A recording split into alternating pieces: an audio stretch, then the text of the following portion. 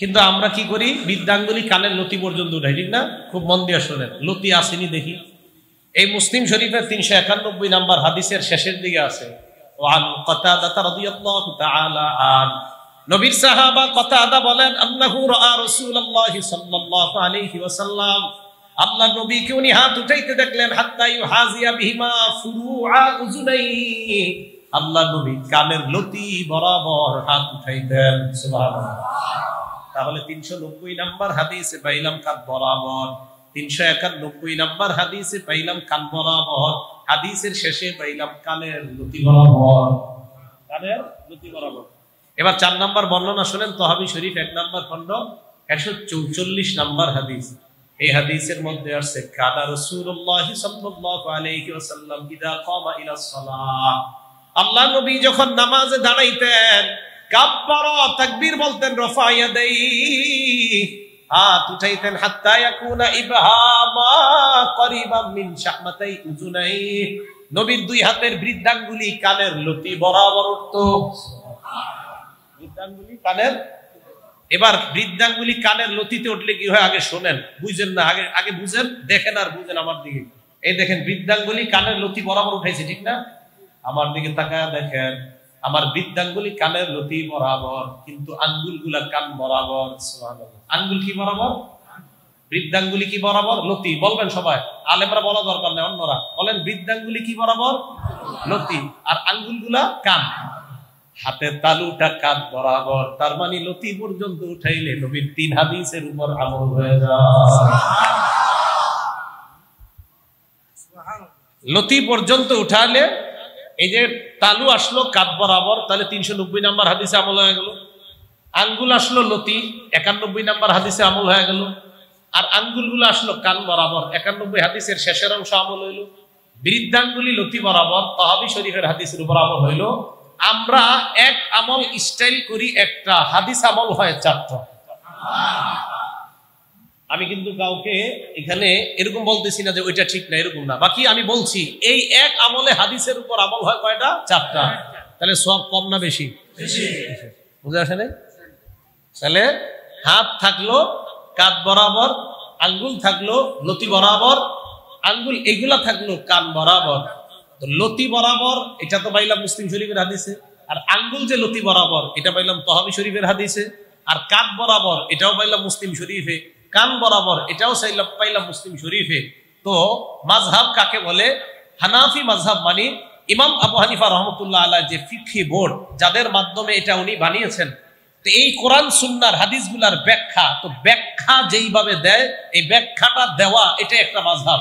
এমন না যে নতুন করে কোরআন হাদিস নাজিল করছে, না, কোরআন যেটা আল্লাহ নাজিল করছে সেটাই, নবীজি হাদিস যা বলছে তাই। ওই হাদিস আর কোরআনের সমন্বয়ে আমলের এমন এক পদ্ধতি দেখানো, যেই পদ্ধতিতে আমল করলে নবীজির একাধিক হাদিসের উপর আমল হয়। তাহলে কোরআন সুন্নাহ আমরা ঝগড়া করবো না। ইমাম বুখারী রহমতুল্লাহ আলাইহি বুখারী শরীফ লেখছে, এটা আবিষ্কার না, এটা সংকলন। ইমাম আবু হানিফা রহমতুল্লাহ আলাইহি হানাফি মাযহাব, এটা উলামায়ে কেরাম মিলে এটা চলে আসা জিনিসকে সংকলন করছেন। যে কোরআন সুন্নাহর একটা সংকলন, বুখারী শরীফ কোরআন হাদিসের একটা সংকলন, মুসলিম শরীফ কোরআন হাদিসের সংকলন, নাসাই শরীফ কোরআন হাদিসের সংকলন। সব হাদিসের, প্রায় হাদিসের কিতাবে আপনি তাফসীর অধ্যায় পাবেন, হাদিসের পাশাপাশি তাফসীর অধ্যায় পাবেন। তার মানে প্রায় হাদিসের কিতাবগুলা কোরআন হাদিসের সংকলন। 4টা প্রসিদ্ধ মাযহাব, এগুলা কোরআন হাদিসের সংকলন, নতুন কোন ধর্ম না, বরং চলে আসা কোরআন সুন্নাহ সুন্দর একটা পদ্ধতি। যারা রিকশা চালক আছে, অনেক মানুষ তারা বুঝে না যে কিভাবে আমি আমল করব, তো তাকে এমন এক পদ্ধতি বলে দেওয়া, যেই পদ্ধতিতে ওই বেচারা আমল করলে রাসূল সাল্লাল্লাহু আলাইহি সাল্লামের একাধিক সুন্নতের উপর আমল হবে। তাহলে হাত উঠাইলাম, এবার হাত উঠানোর পর হাত বাঁধা, এই তো হাত বাঁধানোর পরে এবার দেখেন হাত বাঁধবো আমরা। ডান হাত দিয়ে বাম হাত ধরবো, আগে এটা জানি, ডান হাত দিয়ে কোন হাত ধরবো? বাম হাত ধরবো। তিরমিজি শরীফের 252 নাম্বার হাদিস, কানা রাসূলুল্লাহ সাল্লাল্লাহু আলাইহি ওয়াসাল্লাম ইয়াউমুনা, সাহাবা বলেন আল্লাহ নবী আমাদের ইমামতি করতেন। ইয়াখুযু শিমালাহু বিয়ামিনিহি, আল্লাহ নবী তার ডান হাত দিয়ে বাম হাত মুবারক ধরতেন। তাহলে ডান হাত দিয়ে বাম হাত পাইছি, এনে ধরতেন না এনে ধরতেন, এগুলা পাইনি। নবীজি তিরমিজি শরীফের 252 নাম্বার হাদিস, নবী আমাদের ইমামতি করতেন, ডান হাত দিয়ে বাম হাত ধরতেন। কোথায় ধরতেন এটা আসে নাই, ডান হাত দিয়ে বাম হাত ধরতেন, এতটুকু পাইলাম। তাহলে হাদিস আগে পাইলাম। এবার আসেন বুখারী শরীফের 740 নাম্বার হাদিস। এই হাদিসের মধ্যে আসছে কানান নাসু ইউমারুনা আইয়াদু আর-রাজুলুল ইয়াদাল লিমনা আলা জিরাইহিল ইউসরা। সাহাবাদেরকে আদেশ দেওয়া হয়েছে, সাহাবাদেরকে আদেশ দেওয়া হতো, আদেশ করা হইতো সাহাবায়ে কেরাম যেন ডান হাত দিয়ে বাম হাতের বাহু ধরে। আগের হাদিসে পাইলাম ডান হাত দিয়ে যেন বাম হাত ধরে, বুখারীর হাদিসে পাইলাম ডান হাত দিয়ে যেন বাম হাতের বাহু ধরে। বলেন আগের হাদিসে কি পাইছি? হাত ধরে। বুখারীর হাদিসে পাইলাম বাহু ধরে। মনে থাকবে তো? আচ্ছা, তাহলে হাত ধরা পাইলাম, বাহু ধরা পাইলাম। বাহু এটাই তো বাহু নাকি? এই বাহু ধরা পাইলাম। এবার আবু দাউদ শরীফের একটা হাদিস শুনি, 727 নম্বর হাদিস। এই হাদিসের মধ্যে আসছে কি? এই হাদিসের মধ্যে আসছে ওয়াদা ইয়াদাহুল ইমনা আলা যহরি কাফফিহিল ইউসরা, ওয়াদা ইয়াদাহুল ইমনা আলা যহরি কাফফিহিল ইউসরা ওয়াল রুসলি ওয়াস সাঈদি। আল্লাহ নবী ডান হাত দিয়ে বাম হাত এমন ভাবে ধরতেন, নবীজির ডান হাতটা বাম হাতের, দেখেন ডান হাতটা বাম হাতের তালুর পিঠ, বাম হাতের কবজি, বাম হাতের বাহু থাকতো, বাম হাতের তালুর পিঠ, বাম হাতের কবজি, বাম হাতের বাহু থাকতো। তাহলে তিরমিজির হাদিসে হাত পাইলাম, বুখারীর হাদিসে বাহু পাইলাম, আবু দাউদের হাদিসে বাহুও পাইলাম, হাতও পাইলাম, কবজিও পাইলাম, হাতের পিঠও আপনার পেয়ে গেলাম। এর মানে আপনি যদি এইভাবে হাত বাঁধেন, হাত বাঁধার পর দেখেন আঙ্গুলগুলা বাহু স্পর্শ করলো, বুখারীর হাদিস আমল হয়ে গেল। আঙ্গুল হাত স্পর্শ করলো, তিরমিজির হাদিসের আমল হয়ে গেল। আঙ্গুল দিয়ে হাত স্পর্শ করার পর কবজি ধরলেন, আবু দাউদের হাদিসের আমল হয়। আবার বাম হাতের এই তালুর পিঠের উপরে হাত রাখলেন, এটা আবু দাউদের হাদিসের উপর আমল হয়। এইভাবে যদি আপনি হাত ধরেন, আল্লাহ নবীর 3টা হাদিসের উপর আমল হয়ে যায়।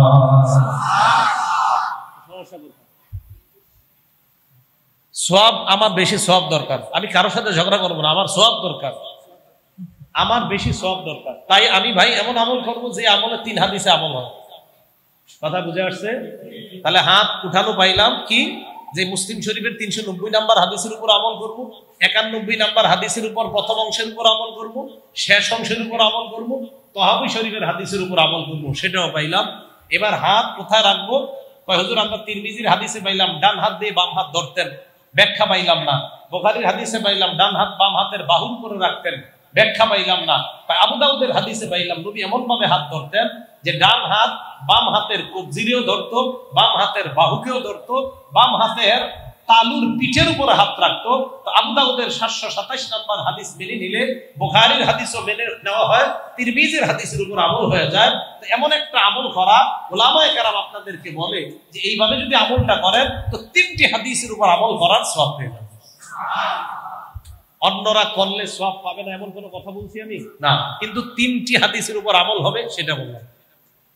আচ্ছা, এবার হাত রাখবেন, এই তো, হ্যাঁ হাত রাখবেন। আচ্ছা আমরা রাখি আর কি, কোথায় রাখি? তো আমরা রাখি কোথায়? মুসান্নাফু ইবনে আবি শাইবার সহিহ বর্ণনা, সহিহ হাদিসের বর্ণনা, মুসান্নাফু ইবনে আবি শাইবা 3951, 3951 নাম্বার হাদিস।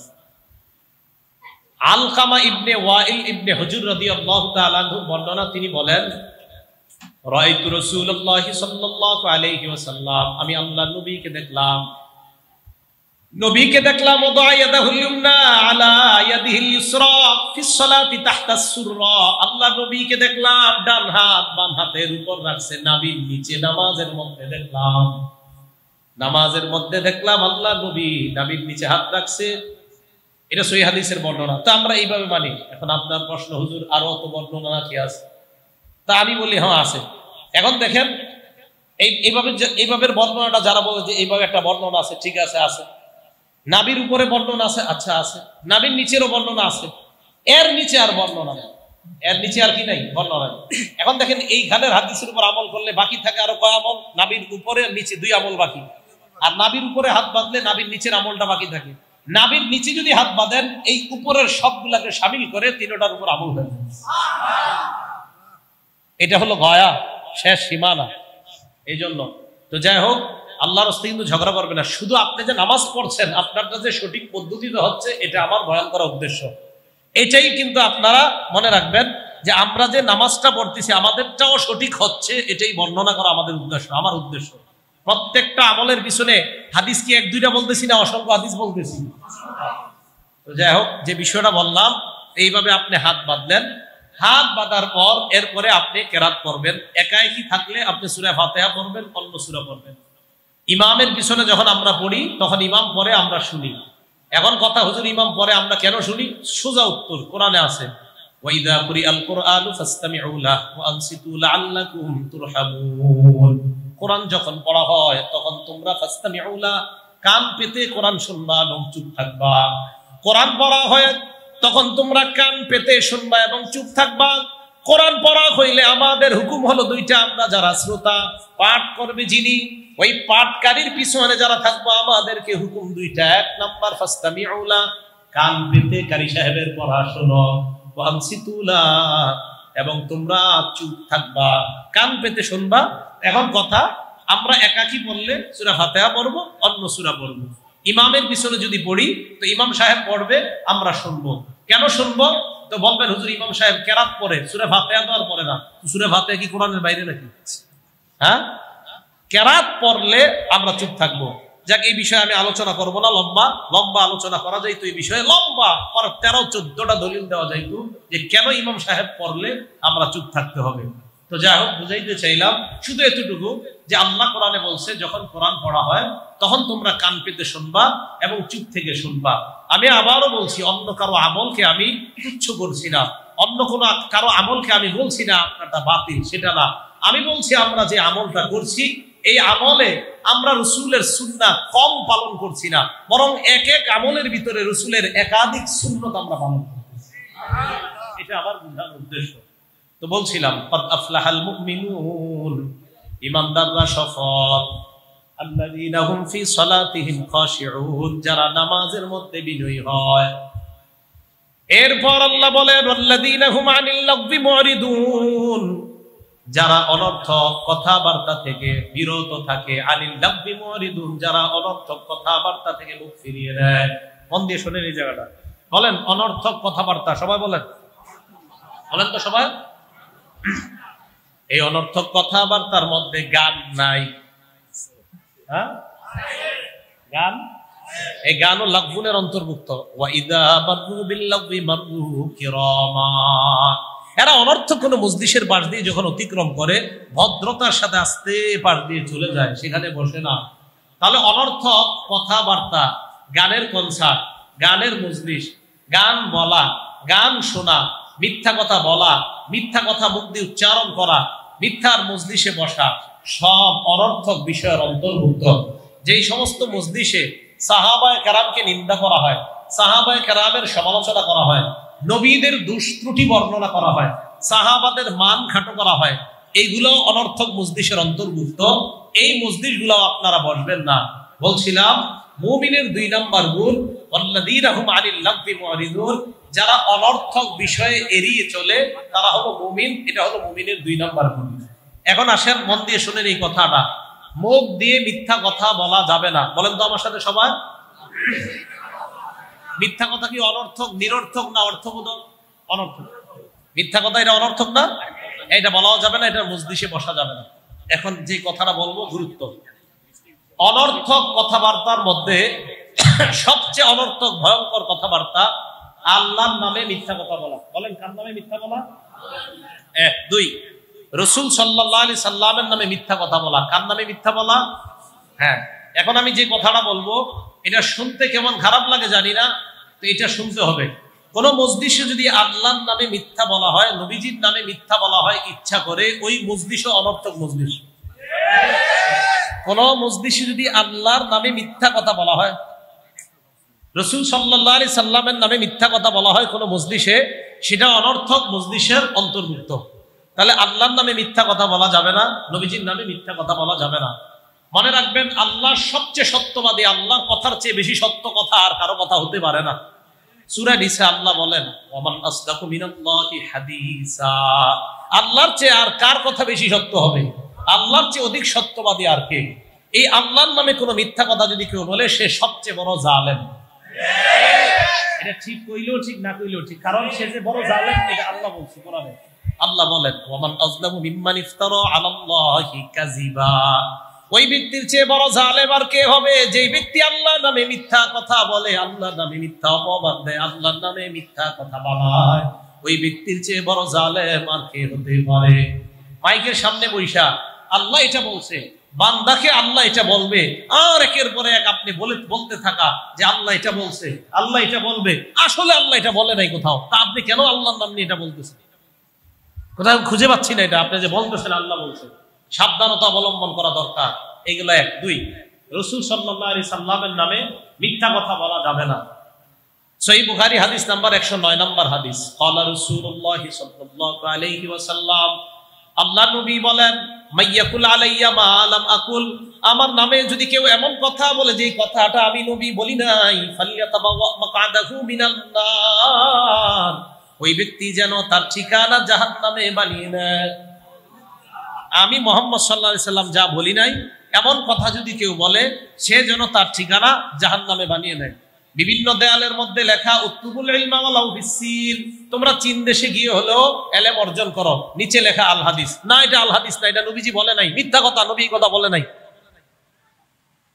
দেয়ালে, হ্যাঁ আমি অনেক শিক্ষাঙ্গনের দেয়ালে লেখা দেখছি, বিদ্যা অর্জনের জন্য চীন দেশে গিয়ে হলো বিদ্যা অর্জন করো, নিচে লেখা আল হাদিস। নাউজুবিল্লাহ, এটা আল হাদিস না, এটা নবীজি বলে নাই কথা। বিদ্যা অর্জনের জন্য অনেক দূরে যাওয়া এটা অনেক ফজিলত, এই হাদিস কি খুঁজে পান না? হাদিসের কিতাবে কয়টা শুনবেন এই হাদিস? বিদ্যা অর্জনের জন্য যে ফজিলতের হাজার হাজার হাদিস আছে, আপনি এটি খুঁজে পান না? এই উতলুবুল ইলমাটা লিখতে হবে দেয়ালের মধ্যে। এটা নবীজির নামে মিথ্যা কথা। তো এই কথা যদি কেউ বইলা ফেলে, ইচ্ছাকৃতভাবে বললে ঝামেলা আছে, অনিচ্ছা বললে আল্লাহ মাফ করবে। আর আজকে এই যে বলতেছি, এখন এটা জানার পরে যদি আবার কেউ বলে মিথ্যা কথা। সহিহ বুখারীর 110 নম্বর হাদিস, ক্বালা রাসূলুল্লাহ সাল্লাল্লাহু আলাইহি ওয়াসাল্লাম, আল্লাহ নবী বলেন, মান কাযাবা আলাইয়া মুতাআম্মিদান, কেউ যদি ইচ্ছাকৃতভাবে আমার নামে মিথ্যা কথা বলে, ফাল্যাতাবাওয়া মাকআদাহু মিনান নার, ওই ব্যক্তি যেন তার ঠিকানা, তার আসনটা জাহান্নামে বানিয়ে নেয়। নাউজুবিল্লাহ। আমি কোন এক মসজিদে আসরের নামাজের পর তাসবিহ পড়তেছিলাম, বসে বসে তাসবিহ পড়তেছি, আর হঠাৎ শুনতে লাগলাম ছোট্ট একটা মজলিসের মধ্যে কেউ দাঁড়ায় বলতে লাগলেন, ভাই কথা বললেন না। এরকম বলতে লাগলেন, এ ভাই আপনারা কথা বললেন না, তো সুন্দর কথা, মসজিদে কথা বলা ঠিক না। মসজিদের 3 কাজ বলেন, মসজিদের কাজ কয়টা? মুসলিম শরীফের বর্ণনা, ক্বালা রাসূলুল্লাহ সাল্লাল্লাহু আলাইহি ওয়াসাল্লাম, আল্লাহ নবী বলেন, ইন্নাল মাসাজিদা লিযিকরি ওয়াস সালাতি ওয়া কিরাআতিল কুরআন, মসজিদ কাজ হলো 3টা। 1 নাম্বার জিকির করার জন্য, 2 নাম্বার নামাজের জন্য, 3 নাম্বার কোরআন তেলাওয়াতের জন্য। বলেন মসজিদে কয় কাজ? 1 নাম্বার কার জিকির? 1 নাম্বার কার জিকির? 2 নাম্বার নামাজ, 2 নাম্বার, 3 নাম্বার কোরআন পড়া, 3 নাম্বার কোরআন পড়া। বাস মসজিদের কাজ এগুলা। এখন মসজিদে কথা বলা, দুনিয়াবি কথা বলা আসলেই ঠিক না। আল মুস্তাদরাক লিল হাকিম, সহিহ হাদিস, এই হাদিসের মধ্যে আসছে, নবী সাল্লাল্লাহু আলাইহি সাল্লাম বলেন, এমন জামানা হবে যে জামানা ইয়াতাহাল্লাকুনা, মানুষ মসজিদে হালকা বানাবে, মসজিদ বানাবে, গোল মিটিং করবে, করার পর তাদের উদ্দেশ্য থাকবে দুনিয়াবি কথা বলা। এই দুনিয়াবি কথাগুলা তারা এমন ভাবে বলবে, মা কানা লিল্লাহি ফীহিম হাজা, তাদের ক্ষেত্রে আল্লাহর কোনো প্রয়োজন নাই। তারা যে এইভাবে গোল মিটিং করবে, তো তাদের এই গোল মিটিং গুলার ক্ষেত্রে আল্লাহর কোনো প্রয়োজন নাই। আল্লাহর তাদের কোনো প্রয়োজন নাই যারা মসজিদের মধ্যে দুনিয়াবি কথা বলার জন্য গোল মিটিং করে, যে এদেরকে আল্লাহর কোনো দরকার নাই, এরা কেন গোল মিটিং করো, এরা কেন কথা বলবে। তাহলে এই সুন্দর হাদিস আছে। তো আমি তাসবিহ পড়তেছি আসরের নামাজের পর, এক ভাই দাঁড়ায়া বলতে লাগলেন, ভাই কথা বললেন না। এটা বইলা বলতেছে, উনি কোন একটা হয়তো বক্তব্য দিবে কোথাও, তখন শুরুতে বলতেছে, কোন বান্দা যখন মসজিদে কথা বলে, ফেরেশতা বলে, ইয়া ওয়ালিয়াল্লাহ উসকুত, হে আল্লাহর ওলি তুমি চুপ করো। হে আল্লাহর ওলি, আপনারা শুনছেন নি? এরপর বলে যদি চুপ না করে, হে আব্দুল্লাহ উসকুত, হে আল্লাহর বান্দা তুমি চুপ করো। আবার যদি চুপ না করে বলে, ইয়া আদুওয়াল্লাহ উসকুত, হে আল্লাহর দুশমন তুমি চুপ করো। এটা আমি তাসবিহ পড়তেছি আর শুনতেছি। ওই ব্যক্তি বলতেছে আর বলে, আল্লাহ নবী বলছে কেউ যদি মসজিদে কথা বলে, তাহলে ফেরেশতা বলে, হে আল্লাহর ওলি তুমি চুপ করো, হে আল্লাহর বান্দা তুমি চুপ করো, হে আল্লাহর দুশমন তুমি চুপ করো। আর কয় নবী নাকি এই কথাটা বলছে? কোথায় কইছে নবীজি এই কথা? হ্যাঁ, মসজিদে কথা বলা ঠিক না, কিন্তু এই কথা যে নবীজি বলছে ফেরেশতারা এটা কয়, এটা কোন জায়গায় আছে?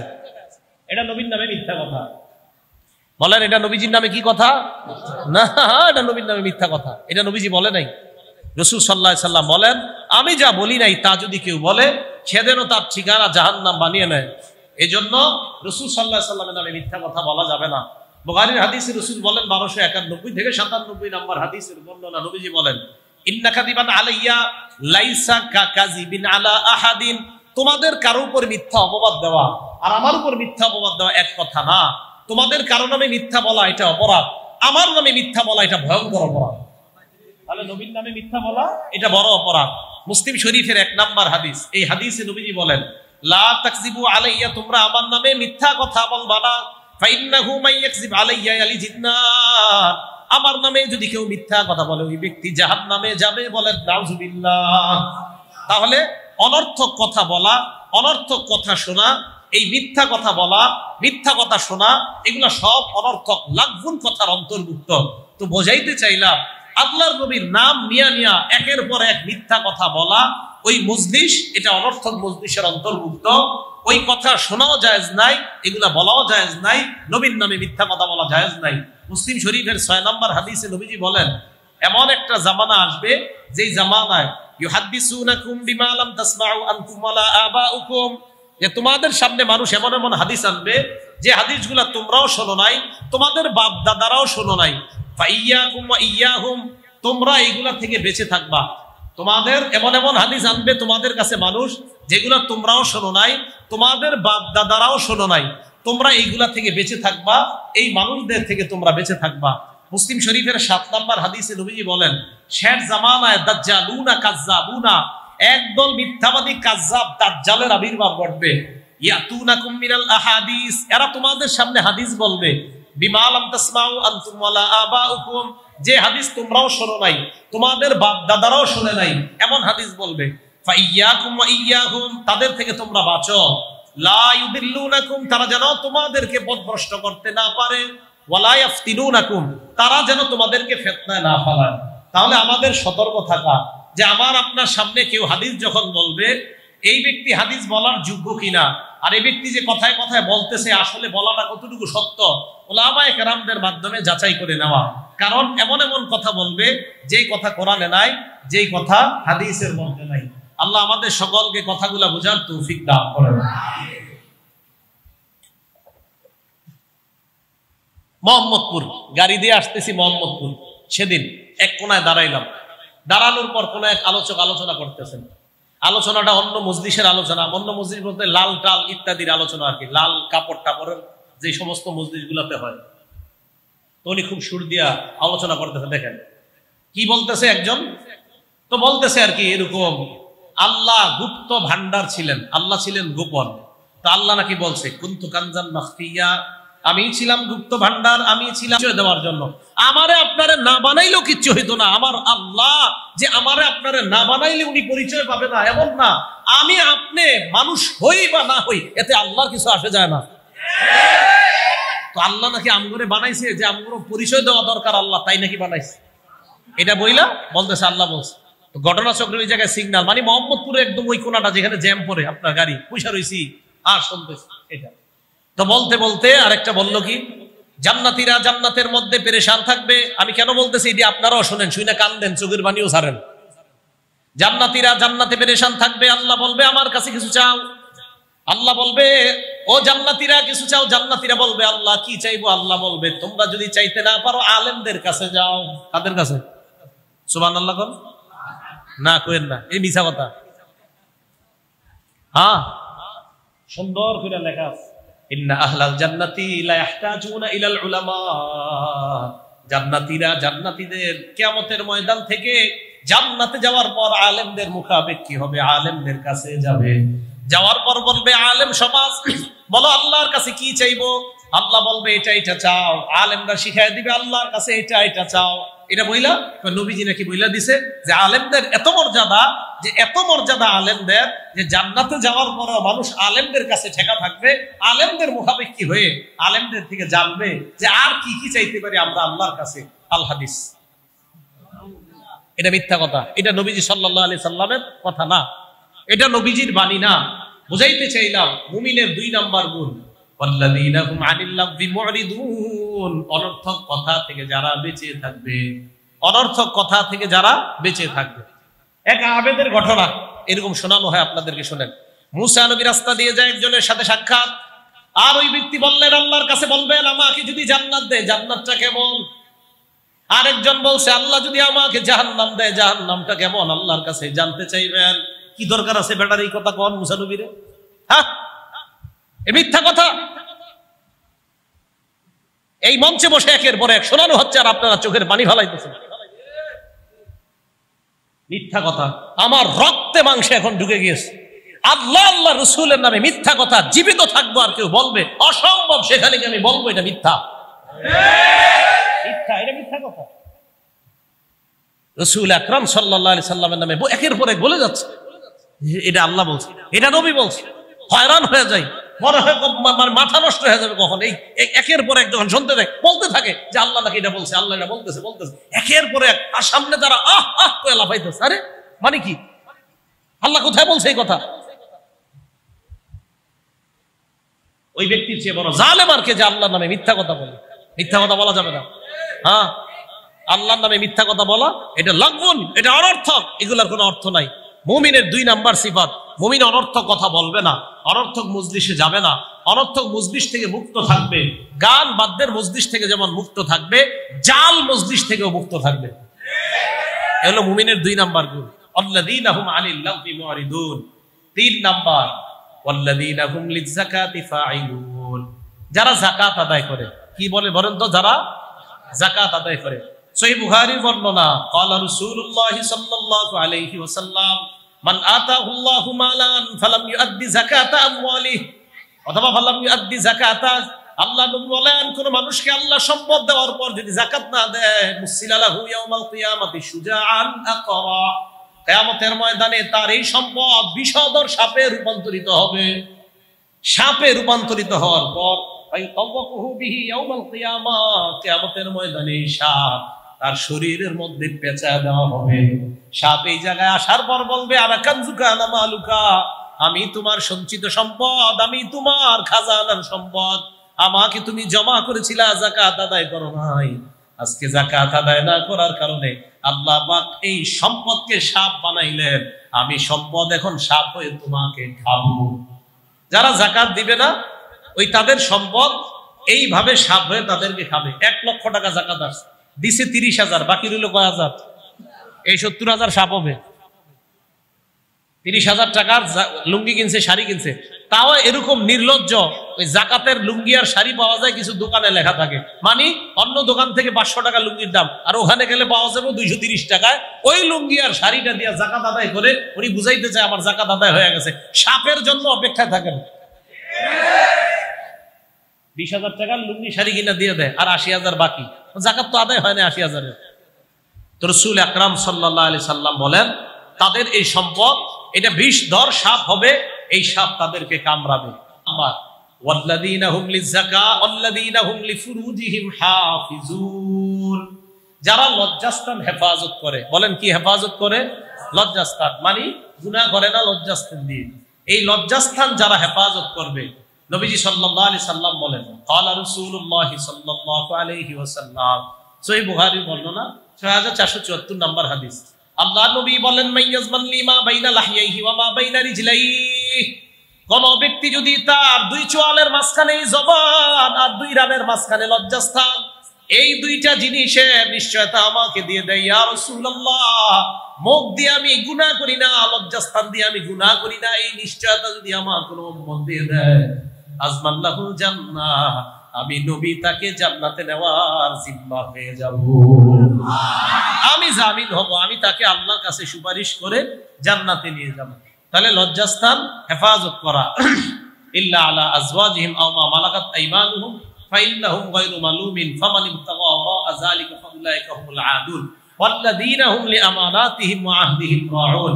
এরপর হলো যারা আমানত রক্ষা করে এবং ওয়াদা রক্ষা করে, যারা আমানত রক্ষা করে এবং ওয়াদা রক্ষা করে।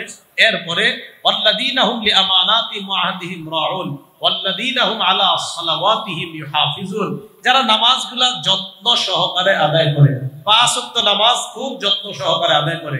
রাসূল আকরাম সাল্লাল্লাহু আলাইহি সাল্লাম সাহাবাদেরকে বলেন, আরাআইতুম লাউ আন্না নাহরান বিবাবি আহাদিকুম ইয়াগতাসিলু ফীহি কুল্লা ইয়াউমিন খামসা মাররাত, তোমাদের কেউ কি মনে করো যার ঘরের সামনে একটা পুকুর আছে, ওই পুকুরে কোনো ব্যক্তি দৈনিক 5 বার গোসল করে, হাল্লা কামিন দারনিহি শাইউন, তার শরীরে কি কোনো নাপাক থাকবে, কোনো ময়লা থাকবে? সাহাবারা বললেন লা ইয়াবকা মিন দারনিহি শাইউন ইয়া রাসূলুল্লাহ, তার শরীরের মধ্যে কোনো ময়লা থাকবে না। আল্লাহ নবী বললেন ফাযালিকা মিসলু সালাওয়াতিল খাম, এইভাবে 5 ওয়াক্ত নামাজ ইয়ামকুল্লাহু বিহিন্নাল খাতায়া, এই 5 ওয়াক্ত নামাজের কারণে আল্লাহ পাক রব্বুল আলামিন তার গুনাহগুলো মুছে দেয়, পুরো মুছে দেয়। 5 বার গোসল করলে যেমন আপনার শরীর থেকে ময়লাগুলা ঝরে পড়ে যায়, এমনি ভাবে 5 ওয়াক্ত সালাত আদায় করলে আল্লাহ পাক রব্বুল আলামিন তার জিন্দেগীর গুনাহগুলা ঝরে ধুয়ে মুছে সাফ করে দেন। তো নামাজের আগে আপনারা ওযু করেন, ওযু করতে যখন যান আপনার তিরমিজি শরীফের 1, 2, 3 নাম্বার হাদিস, একদম পৃষ্ঠা খুললেই শুরুতে যে হাদিসগুলো পাওয়া যায়, ক্বালা রাসূলুল্লাহ সাল্লাল্লাহু আলাইহি ওয়াসাল্লাম, আল্লাহ নবী বলেন লা তুকবালু সালাতুন বিগাইরি তুহুরিন, পবিত্রতা অর্জন ছাড়া নামাজ কবুল হবে না। এরপরের বর্ণনায় আল্লাহ নবী বলেন, তোমাদের কেউ যখন নামাজ পড়ার ইচ্ছা করে, করার পর যখন ওযু করে, ওযু করার সময় ফাগসালা ওয়াজহা, যখন চেহারা ধৌত করে, এই দেখেন আজকে থেকে এইভাবে ওযু করবেন। আপনি ওযু করার সময় চেহারা ধৌত করলেন, আল্লাহ নবী বলেন চেহারা ধৌত করার সাথে সাথে, চেহারা ধৌত করার সাথে সাথে কি হয়, খরাজাত মিন ওয়াজহিহি কুল্লু খাতিআতিন নাযারা ইলাইহা বিআইনাই, এই 2 চোখ দিয়ে যত গুনাহ করছে, মাল মা ইয়াউমা আখিরি কতরিল মা, পানির শেষ ফোঁটার সাথে তার এই চোখের গুনাহগুলা ঝরে পড়বে। এরপর যখন সুম্মা গসলা ইয়াদাই, হাত ধৌত করে করার পর, খরাজা বিন ইয়াদাইহি কুল্লু খাতিআতিন বাতাশাত হায়াদা, 2 হাত যত গুনাহ করছে, হাতের পানির শেষ ফোঁটার সাথে গুনাহগুলা ঝরে পড়ে যায়। ওয়াল্লাযীনা হুম আলা সালাওয়াতিহিম ইউহাফিজুন, যারা নামাজের প্রতি যত্নবান। এরপরে আল্লাহ পাক রব্বুল আলামিন এই গুণের আলোচনা করার পর বলেন, উলাইকা হুমুল ওয়ারিসুন, তারাই হলো ওয়ারিস, উত্তরাধিকার। কিসের? উলাইকা হুমুল ওয়ারিসুন আল্লাযীনা ইয়ারিসুনাল ফিরদাউস, যারা জান্নাতুল ফেরদাউসের উত্তরাধিকার হবে। তো তারা হলো উত্তরাধিকার। তাহলে যারা যাকাত আদায় করে, যারা সালাত আদায় করে, খুশুর সাথে যারা নামাজ পড়ে, অনর্থক কথাবার্তা বলা থেকে, অনর্থক কথাবার্তা শোনা থেকে, মজলিস থেকে, গানের মজলিস থেকে যারা নিজেদেরকে বাঁচিয়ে রাখে। এর মধ্যে আরেকটা বিষয়, আপনারা যারা মোবাইলে রাতের বেলা কথা বলেন একটা মেয়ের সাথে, যে মেয়ের সাথে আন্দাজি কথা বলেন, এগুলো অনর্থক কথা, অবৈধ কথা। সহিহ বুখারী 6612 নম্বর হাদিসের বর্ণনা, রাসূল আকরাম সাল্লাল্লাহু আলাইহি সাল্লাম বলেন, ইন্নাল্লাহা কাতাবা আলা ইবনি আদম হাজ্জাহু মিনাজ জিনা আদরাকা যালিকা লা মুহালা, আল্লাহ পাক রব্বুল আলামিন আদম সন্তানকে জিনার পরীক্ষা করবে, যেই পরীক্ষার সম্মুখীন সকলের হওয়া লাগবে। আলেম বলেন সাধারণ জনগণ সবাই পরীক্ষায় যাইতেই হবে। হ্যাঁ, পরীক্ষায় পাশ কারা? নবী সাল্লাল্লাহু আলাইহি সাল্লাম বলেন, শোনো, ফাজিনাল লিসান আল মান্তিক, মুখের জিনা হলো মুখ দিয়ে কারোর সাথে কথা বলা। যেই মেয়ের সাথে দেখা দেওয়া হারাম, তার সাথে সরাসরি অবৈধভাবে কথা বলা হারাম। যেই মেয়ের সাথে দেখা দেওয়া হারাম, ফোনে তার সাথে অপ্রয়োজনীয় কথা বলা হারাম। যেই মেয়ের সাথে দেখা দেওয়া হারাম, সরাসরি তার সাথে অপ্রয়োজনীয় কথা বলা হারাম। যেই মেয়ের সাথে দেখা দেওয়া হারাম, মোবাইলে তার সাথে অপ্রয়োজনীয় কথা বলা হারাম। তাহলে সরাসরিও হারাম, মোবাইলেও হারাম। মোবাইলে যখন আপনি বলছেন, আপনার কানের জিনা হচ্ছে, আপনার জবানের জিনা হচ্ছে। রাসূল আকরাম সাল্লাল্লাহু আলাইহি সাল্লাম বলেন, ফাজিনাল লিসান আল মান্তিক, মুখের জিনা হলো কথা বলা। তাহলে এই কথা বলাটা, এটা যদি অনর্থক হয়, অপ্রয়োজনীয় হয়, এটা জিনার অন্তর্ভুক্ত হয়ে যাবে। ঈমানদারের দ্বিতীয় গুণ, ওয়াল্লাযীনা হুম আনিল লাগবি মুরিদুন, অনর্থক কথা কর্ম থেকে ঈমানদার বাঁচতে হবে। রাসূল বলেন, ওয়াজিনাল ইয়াদ আল বাতশ, হাতের জিনা হলো স্পর্শ করা। এই হাদিসের ব্যাখ্যায় মুহাদ্দিসিন ইকরাম লিখছেন, কানের জিনা হলো অবৈধ কথা শোনা, নাকের জিনা হলো যেই নারীর সাথে দেখা দেওয়া হারাম, ইচ্ছাকৃতভাবে তার শরীরে ঘ্রাণ নেওয়া, এটা নাকের জিনা। পায়ের জিনা তার দিকে হেঁটে যাওয়া, হাতের জিনা তাকে স্পর্শ করা। নবীজি বলেন, ওয়াল কলব ওয়ান নাফসু তামান্না ওয়া তাশতাহি, একটা নারীর সাথে কথা বলে রাতের বেলা যখন তাকে আপনি কল্পনা করলেন, এটা আপনার দিলের জিনা, এটা অন্তরের জিনা। ফাইনালি আল ফারজু ইউসাদ্দিকুহু আও ইউকাযযিবুহু, এক পর্যায়ে বাস্তবিক জিনা শয়তান আপনাকে করায়া দিতেও পারে। বলেন নাউজুবিল্লাহ। এগুলো অনর্থক। বলেন এগুলো কি? তো ঈমানদারের দ্বিতীয় গুণ, যারা অনর্থক কথা থেকে বাঁচে। এটাও অনর্থক কথার অন্তর্ভুক্ত। আমার আপনার জীবনের দুইটা বিষয় নিয়ে, দুইটা নিয়ামত নিয়ে শয়তান খেলা করে। বলেন আমাদের কয় নিয়ামত নিয়ে শয়তান খেলা করে? দুই নিয়ামত। قال رسول الله صلى الله عليه وسلم نعمتان مغبون فيهما كثير من الناس الصحة والفراغ। দুইটা নিয়ামতের ব্যাপারে আদম সন্তান বড়ই উদাসীন। দুই নিয়ামতের ব্যাপারে মানুষ উদাসীন। একটা হলো সুস্থতা, আরেকটা হলো অবসরতা। সুস্থতার সময় ইবলিস মানুষের দিয়ে গুনাহ করাইতে যায়, আর অবসর সময়টা ইবলিস চায় কিভাবে এর ফেসবুকের মধ্যে আসক্তি করে তার সময়গুলা নষ্ট করা যায়। মাদ্রাসার অনেক তালিবে ইলমকে দেখতেছি আমি, স্কুল কলেজ ভার্সিটি ছাত্ররা আছেন, আপনি আপনার সময়গুলা কাজে লাগান। যাদের মেধা একটু কম, আপনারা সময়গুলা কাজে লাগান। যদিও এখন সিরিয়ালে হয়তো আপনি 10-এর মধ্যে থাকেন না, কিন্তু সময় কাজে লাগাচ্ছেন, পড়তেছেন, বারবার কম্পিটিশনে আসার চেষ্টা করেন, কিন্তু পারছেন না। 1, 2, 3-এর মধ্যে আসেন না আপনি, 1, 2, 3 দূরে 10-এও আসেন না, কিন্তু আল্লাহ দেখতেছে আপনি অনেক চেষ্টা করেন। বিশ্বাস করেন, ফারাগাতের পর, ফারেগ হওয়ার পর আপনার এই চেষ্টার ফলাফল যে কি পরিমাণ দেখবেন আপনি কল্পনা করতে পারবেন। আমি সত্যি বলছি, অভিজ্ঞতার আলোকে বলছি, সত্যি বলছি, আপনি অনেক কিছু দেখবেন। তো বলছিলাম সময়গুলা নষ্ট না করা। সুস্থতার সময়টা ইবলিস চায় আমাদেরকে গুনাহ করাইতে। কেন? সুস্থ অবস্থায় একটা মানুষ যেই পরিমাণ নফল নামাজ পড়তে পারে, অসুস্থ অবস্থায় তো ফরজ নামাজই দাঁড়ায় পড়তে কষ্ট হয়। তাই সুস্থতার সময় ইবলিস চায় মানুষকে কিভাবে সময়গুলো অপচয় করানো যায়। আপনি রওনা করলেন গাবতলী, বাসে বসে আছেন, যেখানে আপনার মাত্র 20 মিনিটের রাস্তা এখান থেকে গাবতলী, বাসে 20 মিনিটও না, যদি জ্যাম না থাকে 15 মিনিট। এখন আপনি বাসে বৈশা প্রায় 1-1.5-2 ঘন্টা বাস। তখন চিন্তা করলেন কি করা যায়? ও আচ্ছা, মোবাইলটা বাইর করি, ফেসবুকটা দেখি। এটাই কিন্তু বর্তমানে, হ্যাঁ, সবাই মোবাইলটা বের করি, ফেসবুক দেখি। আমি বলছি তো আপনি আমার বয়ানও দেখা দরকার নাই, আপনি জিকির করেন। কারণ ওইটা দেখতে গিয়ে আপনি আরো গুনাহ করবেন। আমি বলছি না যে বয়ান শুনেন না, বয়ান শোনেন, ভালো ভালো জিনিস, বয়ান শোনেন, সমস্যা। কিন্তু এটা দেখতে গিয়ে অনেকে যদি গুনাহ করে ফেলেন, যে ঠিক আছে একটু বয়ানটা দেখি, আচ্ছা নিচে আবার কি জানি ওটা একটু দেখি, তো এটা গুনাহ। ভাই হাসার জন্য বলছি না, আসলে গুনাহ। তো এই সময়গুলো আপনারা জিকিরে কাজে লাগান। রাসূল আকরাম সাল্লাল্লাহু আলাইহি সাল্লাম, মুসনাদ আহমদের একটা হাদিস আমি আপনাদেরকে শোনাই, যে কেমন যেন নবীজি আমাদেরকে বলতেছে, উম্মত শোনো, ইস্তাকসিরু মিনাল বাকিয়াতিস সলিহাত, ওই কাজগুলা বেশি করো যেই কাজ অবশিষ্ট থাকবে। মুসনাদ আহমদ 7331 নাম্বার, 11731 নাম্বার হাদিসের বর্ণনা। নবীজি বলেন, ইস্তাকসিরু মিনাল বাকিয়াতিস সলিহাত, ওই আমল বেশি করো যে আমল বাকি থাকবে। সাহাবারা কয়, হুজুর এটা আবার কি? নবীজি কয়, তাকবীর, আল্লাহু আকবার, আত-তাহলিল, লা ইলাহা ইল্লাল্লাহ, আত-তাহমিদ, আলহামদুলিল্লাহ, আত-তাসবিহ, সুবহানাল্লাহ, লা হাওলা ওয়ালা কুওয়াতা ইল্লা বিল্লাহ। আল্লাহ নবী কয়, এইগুলা বেশি পড়ো, এইগুলাই তোমার অবশিষ্ট আমল। কেন এগুলা বেশি বড়? আমা তুকদ্দিমু লিআনফুসিকুম মিন খায়র তাজিদুহু ইনদাল্লাহ, আল্লাহর কাছে গিয়ে তুমি এইগুলা পেয়ে যাবা।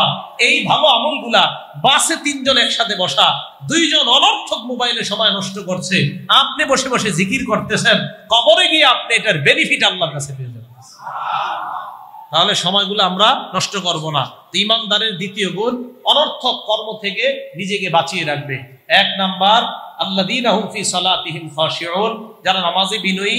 2 নাম্বার, অনর্থক কথা, কর্ম, কাজ থেকে যারা বাঁচে। 3 নাম্বার, যারা যাকাত আদায় করে।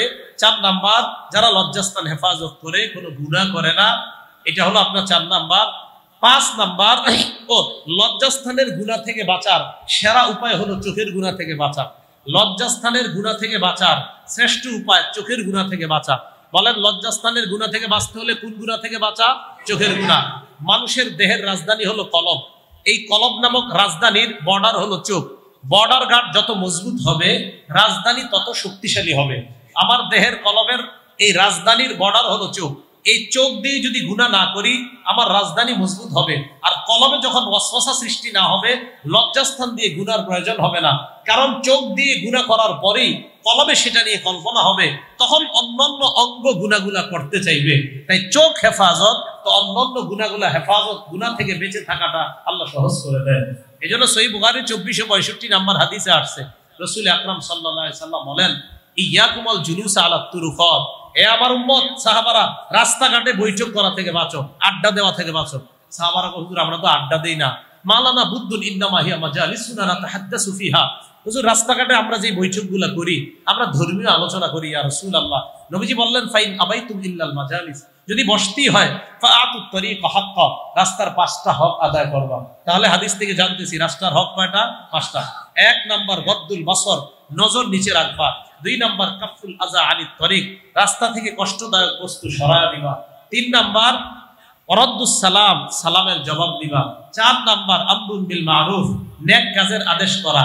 5 নাম্বার অনাহিউন আনিল মুনকার, অসৎ কাজ থেকে নিষেধ করা। এই 5টা হলো রাস্তার হক। এখন মাহফিল দিয়ে কষ্টদায়ক বস্তু, ইটের কণা, কলা, সিলকা ইত্যাদি থাকলে সরায়া দেওয়া। 3 নাম্বার সালামের জবাব দেওয়া। 4 নাম্বার নেক কাজের আদেশ করা। 5 নাম্বার অসৎ কাজ থেকে নিষেধ করা। বলছিলাম ইমানদারের 3 নাম্বার গুণ যাকাত দেওয়া। 4 নাম্বার লজ্জাস্থান হেফাজত করা। 5 নাম্বার গুণ হলো আল্লাহ বলেন ওয়াল্লাযীনা হুম লিআমানাতিহিম, আমানত রক্ষা করা। 6 নাম্বার ওয়াহদিহিম রাউন, ওয়াদাগুলা যারা ভঙ্গ করে না, ওয়াদাগুলা রক্ষা করে। এইগুলা বলার পর আল্লাহ বলেন এই গুণগুলা যখন ইমানদার অর্জন করবে সে সফলকাম ইমান, এবং ওই ইমানদার বান্দা জান্নাতুল ফেরদাউসের উত্তরাধিকার হবে। কথাগুলো মনে থাকবে ইনশাআল্লাহ।